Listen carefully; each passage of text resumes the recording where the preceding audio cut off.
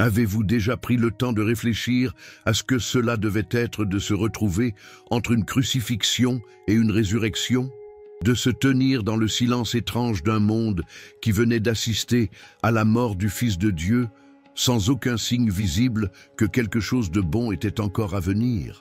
Le samedi saint est cet espace, cette pause sacrée et troublante entre l'agonie et la gloire. Un jour souvent oublié, rarement prêché, et pourtant peut-être le moment le plus spirituellement dense de toute l'histoire. Et si le silence n'était pas vide? Et si l'immobilité recelait un secret cosmique? Beaucoup se souviennent de l'horreur du vendredi et du triomphe du dimanche, mais peu osent plonger dans le cœur obscur du samedi. C'est le jour où la terre était silencieuse, mais pas le ciel. Un jour qui semblait ne rien produire, mais en vérité, tout était transformé sous la surface. Et si je vous disais que dans le silence de ce seul jour, Jésus ne se contentait pas de reposer dans un tombeau, mais descendait au cœur même de la mort, non pour être vaincu par elle, mais pour la renverser de l'intérieur. Dans cette vidéo, nous allons dévoiler le mystère sacré du Samedi Saint. Nous parcourrons les Écritures, plongerons dans la théologie ancienne et nous élèverons avec un espoir éternel. Ensemble, nous verrons pourquoi le silence de ce jour parle plus fort que les mots et pourquoi ce que Jésus a fait dans le royaume des morts pourrait être la clé pour comprendre non seulement l'Évangile, mais aussi votre propre souffrance, votre propre attente et votre propre résurrection. Avant de commencer, n'oubliez pas de vous abonner à la chaîne et d'activer les notifications pour ne jamais manquer un contenu qui révèle les couches cachées du plan rédempteur de Dieu. Si ce sujet touche déjà votre cœur, mettez un pouce en l'air et partagez la vidéo avec quelqu'un qui a besoin d'espoir dans le silence entre son vendredi saint et son dimanche de résurrection. C'était le jour où tout était mort. Les cris du vendredi résonnaient encore dans le cœur de ceux qui l'aimaient. L'image de son corps brisé, le son de son dernier souffle, le moment où le voile s'est déchiré, rien de tout cela ne pouvait être effacé. Mais maintenant, le corps du Christ reposait immobile. Enveloppé de lin, placé dans un tombeau taillé dans la roche, scellé par une pierre et gardé par des soldats. Aux yeux humains, tout était fini. Mais dans le royaume invisible, quelque chose de radical avait commencé. Les Écritures ne regorgent pas de détails sur ce jour mystérieux, mais ce qu'elles disent est bouleversant. Pierre parle de Jésus prêchant aux esprits en prison. Paul fait allusion à la descente du Christ dans les parties inférieures de la terre. Les psaumes crient depuis les profondeurs avec des ombres prophétiques d'un Rédempteur non abandonné dans la tombe. Et Jésus lui-même, avant de rendre l'Esprit, l'a dit clairement. Tout est accompli, pas en pause, pas en attente, accompli. Mais cela ne signifiait pas qu'il avait cessé d'agir. Le Samedi Saint, le Roi de gloire, a fait ce que personne d'autre ne pouvait.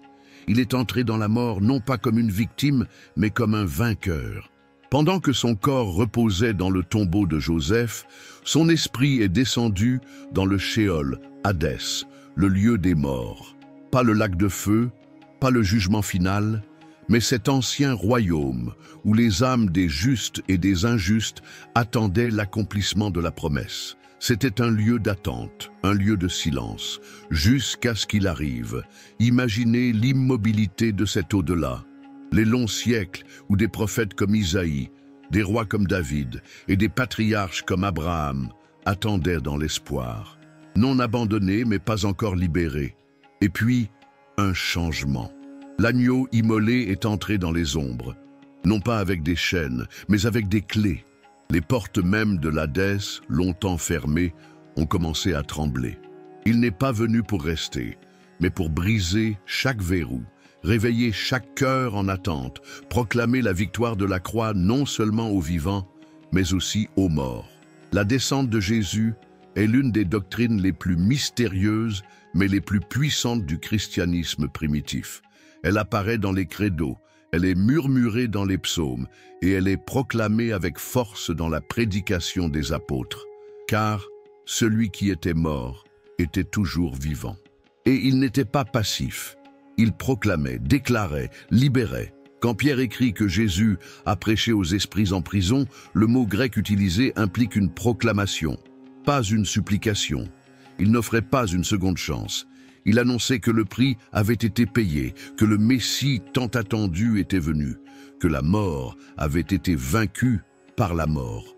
Et pourtant, sur terre, personne ne voyait cela. Les disciples étaient cachés derrière des portes verrouillées, tremblants. Les femmes attendaient avec des aromates en main, leur amour suspendu par les lois du repos sabbatique. Le monde d'en haut était figé dans le silence. Mais en bas, les fondations même de la mort se fissuraient. Le silence du samedi n'était pas la paix, c'était de la tension. Pas l'absence d'activité, mais le silence avant l'explosion. Car ce que Jésus a fait dans ce royaume n'était pas seulement théologique, c'était judiciaire. Il a renversé chaque malédiction. Il a accompli chaque promesse. Il est entré dans la prison de la mort, non pas pour visiter, mais pour la déchirer de l'intérieur. De même qu'il avait purifié le temple sur terre, il a maintenant envahi les salles des morts avec une autorité divine. Et là où l'obscurité avait régné sans conteste pendant des millénaires, la lumière a soudain percé. Les psaumes avaient parlé de ce moment bien avant. Tu n'abandonneras pas mon âme au Shéol, et tu ne permettras pas que ton sein voie la corruption. Pierre, debout à la Pentecôte, crierait plus tard à la foule que David avait prononcé ces paroles, non pas pour lui-même, mais pour le Christ qui viendrait. Et en effet, Jésus n'est pas resté dans la tombe, mais même dans la mort, il était encore souverain. Réfléchissez à ceci, Jésus n'a pas seulement obéi au commandement de se reposer le jour du sabbat pendant sa vie, il l'a honoré dans sa mort. Après avoir achevé son œuvre rédemptrice le 6e jour, il s'est reposé le 7e, non pas dans une synagogue, mais dans un tombeau. Et tout comme Dieu s'est reposé après la création, le Christ s'est reposé après la rédemption. Le parallèle est stupéfiant. Création, repos, nouveau commencement. Et maintenant, rédemption, repos, résurrection. Le samedi saint devient alors le miroir de la Genèse. Un sabbat non pas de création, mais de recréation. Une pause sacrée entre le labeur du salut et l'émergence d'une nouvelle vie. Et dans ce silence, le plan de l'éternité s'accomplissait. Pour le monde qui observait, cela ressemblait à une défaite. Le Messie était mort. Les Romains avaient gagné. Le ciel était silencieux. Mais dans les cieux, les anges regardaient avec une crainte révérencieuse. Et en enfer, les démons qui pensaient avoir triomphé commençaient à réaliser. Ils venaient d'accueillir leur propre destruction. Car celui qu'ils avaient percé se tenait maintenant parmi eux, vivant en esprit inarrêtable dans sa gloire. Et que disait-il dans ce royaume obscur? Nous ne connaissons pas les mots exacts. Les Écritures préservent le mystère, mais nous connaissons le message. Ce n'était pas un murmure de miséricorde, mais un rugissement de triomphe. C'était la voix qui avait appelé Lazare hors du tombeau, résonnant maintenant à travers les cavernes du Shéol. C'était la voix qui avait calmé les tempêtes, chassé les démons et crié « Tout est accompli », proclamant maintenant aux captifs que l'attente était terminée, que l'agneau avait vaincu, que la mort n'était pas la fin. Isaïe avait écrit autrefois « Le peuple qui marchait dans les ténèbres a vu une grande lumière ». Et ce samedi saint, cette lumière a atteint même les profondeurs. Le tombeau retenait encore le corps du Christ, mais la mort n'avait plus de pouvoir, ni sur lui, ni sur ceux qui croyaient en lui. Car dans le silence de ce jour, une révolution s'est déroulée, une évasion spirituelle, un renversement cosmique. Le roi était venu non pas dans la splendeur, mais dans la souveraineté. Et puis, quelque chose d'encore plus grand s'est produit. Matthieu nous dit, dans un détail que beaucoup négligent, qu'après la résurrection de Jésus, plusieurs corps des saints qui s'étaient endormis furent ressuscités. Pouvez-vous imaginer ce moment? Des tombes s'ouvrant, la poussière tremblant, des saints morts depuis longtemps marchant dans la ville sainte. Ce n'était pas seulement symbolique, c'était bouleversant. Les chaînes de la mort s'étaient brisées et la vie commençait à déborder. La croix était la clé, le tombeau était le seuil, mais le samedi saint était le tour de la serrure.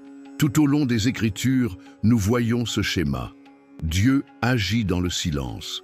Avant le déluge, Il y avait un avertissement, puis le silence. Avant qu'Élie n'entende la voix de Dieu, il y avait le vent, le feu, le tremblement de terre, puis une voix douce et subtile. Avant que Jésus ne ressuscite la fille de Jaïrus, il a fait sortir tout le monde de la pièce. Le silence précède souvent la gloire. Et dans cette pause entre la mort et la résurrection, entre l'agonie et l'ange, il y a une leçon pour chaque âme qui a jamais attendu dans l'obscurité. Et si votre saison de silence n'était pas un abandon, mais un alignement? Et si votre salle d'attente était l'endroit où Dieu brise des chaînes invisibles? Et si vous n'étiez pas oublié, mais préparé? Les femmes qui ont attendu pendant ce long sabbat ne savaient pas ce que le dimanche apporterait. Elles savaient seulement ce qu'elles avaient vu, son corps brisé, ses yeux sans vie, le tombeau scellé, et pourtant, elles ont préparé des aromates. Pourquoi? Parce que l'amour attend même quand l'espoir s'estompe. L'amour reste même quand tout semble perdu. Elle ne pouvait pas encore loindre, mais elle le ferait, dès qu'elle le pourrait. C'est cela la foi, c'est cela la dévotion. Et c'est à elle que le premier aperçu de la résurrection serait donné. Mais pas encore. Le samedi saint, elles ont attendu. Tout comme les disciples, leur cœur déchiré, leurs rêves noyés. Le royaume qu'ils avaient espéré semblait enterré avec leur roi. Et maintenant, où aller? Que croire? Le silence ne répondait pas, mais il les façonnait. Ils étaient formés non pas par la victoire, mais par l'absence. Non pas par des miracles, mais par le mystère. Et n'est-ce pas là que nous grandissons? Parfois, la chose la plus forte que Dieu dise jamais est dite dans le silence. Parfois, ses mouvements les plus puissants sont invisibles. Et le samedi saint se dresse comme un monument à cette vérité. C'est le jour qui nous apprend à vivre dans l'entre-deux, entre le diagnostic et la guérison, entre la prière et la réponse, entre la promesse et l'accomplissement. L'attente n'est pas une punition, c'est un processus. C'est le creuset où l'espoir est forgé, le sol où la foi mûrit, le ventre où la résurrection prend racine. Jésus connaissait les Écritures, il connaissait les psaumes. Il savait que « Tu ne laisseras pas mon âme dans le shéol » n'était pas seulement la prière de David, c'était la sienne. Et ainsi, même lorsque son corps reposait dans l'obscurité, son esprit faisait confiance. Confiance dans le timing du Père, confiance dans la main du Père. Confiance que le plan n'était pas brisé simplement parce que la douleur était réelle. Et si Jésus pouvait faire confiance dans le tombeau, alors nous pouvons faire confiance dans l'épreuve. L'Épître aux Hébreux nous dit que Jésus est l'auteur et le consommateur de notre foi. Et si l'auteur a vécu le samedi, nous devons le vivre aussi. Chaque croyant fera face à son propre samedi saint, un moment, une saison, peut-être même des années, où Dieu semble silencieux, où les réponses semblent lointaines et où tout ce que nous avons est une promesse que nous nous rappelons à peine. Mais ce n'est pas la fin, c'est le milieu. Et le milieu n'est pas dénué de sens. Quand Dieu a terminé son œuvre de création, il s'est reposé.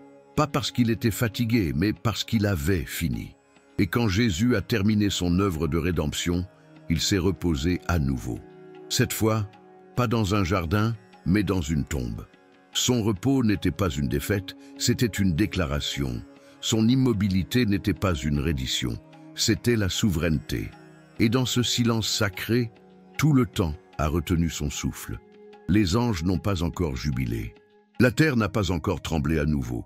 Les disciples n'ont pas encore compris. Mais dans le silence, quelque chose d'éternel changeait. La malédiction d'Éden était inversée. L'aiguillon de la mort perdait son venin. La tombe était réécrite, non plus comme une prison, mais comme un passage.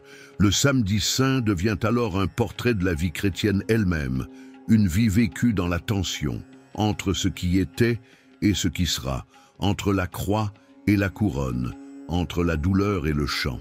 Et il nous invite à nous reposer, non dans des réponses, mais dans l'assurance, que même lorsque nous ne pouvons pas le voir, Dieu travaille encore, que même lorsqu'il est silencieux, il n'est pas absent, que le tombeau peut être scellé, mais la parole n'est pas enchaînée. Paul écrit aux Colossiens que Jésus a désarmé les puissances et les autorités et en a fait un spectacle public, triomphant d'elles par la croix. Mais où ce spectacle a-t-il eu lieu? Pas dans les cours de Pilate, pas sur la colline du Golgotha. Il a eu lieu dans le royaume d'en bas, où régnaient les ombres. Il a eu lieu le samedi saint. Ce triomphe caché, cette guerre silencieuse, cette victoire secrète dans le silence. Et c'est la puissance de ce jour. Qu'il murmure aux souffrants, vous n'êtes pas oubliés. Qu'il chante aux attendants, vous n'êtes pas abandonnés. Qu'il proclame aux brisés, votre histoire n'est pas terminée. Car même dans la tombe, Jésus est Seigneur. Même dans l'obscurité, il est la lumière. Même dans la pause, il est la promesse. Alors, tenez bon. Si vous êtes au milieu, si vous êtes dans votre propre samedi saint, ne fuyez pas. Ne renoncez pas. Ne maudissez pas le silence. Entrez-y. Honorez-le. Attendez-y. Car celui qui est mort pour vous n'a pas sauté ce jour. Il l'a traversé et il l'a sanctifié. Ce qui signifie, il marche avec vous, dans le vôtre. Et ainsi, alors que nous nous souvenons du samedi saint, ne nous précipitons pas à travers son immobilité. Entrons dans sa pause sacrée et laissons-la façonner notre foi. Car dans ce silence, Dieu bougeait encore. Dans ce tombeau, la vie se préparait à surgir. Quel que soit le tombeau auquel vous faites face, attendez, reposez-vous, faites confiance. Le troisième jour arrive toujours, et quand il arrivera, la pierre roulera, non seulement de sa tombe, mais de votre cœur. Partagez cette vérité. Aimez, commentez et abonnez-vous, car quelqu'un a besoin d'entendre que même dans le silence, Dieu parle. Et le silence du samedi n'est jamais la fin. La résurrection arrive.